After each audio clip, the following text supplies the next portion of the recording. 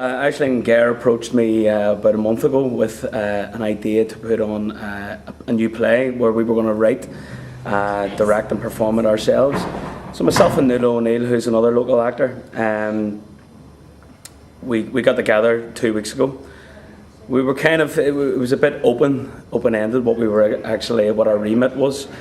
But we decided upon, as opposed to an actual feature-length play, which would be very difficult to write and perform in such a short period of time, that we'd write a series of sketches. It's a social commentary, but it's a very, very satirical look at society today.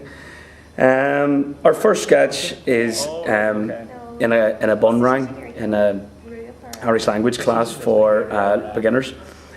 So I play a student and Nuala plays the teacher.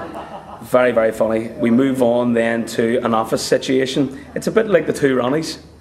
I won't tell you which Ronnie Nuala's playing, but so we move on to an office situation. We've got a secretary and her boss. We then move on to the Gaeltacht in Donegal, where we play a Banatee and a Farantee waiting on the students arriving from Belfast. I play a range of different characters. The piece is a devised piece that myself and Tony and Bridge and Culturlann all have been working on. So my characters kind of range in ages from a 16-year-old love-struck teenager to a dying woman on her deathbed. So it's a bit of a stretch. It's good.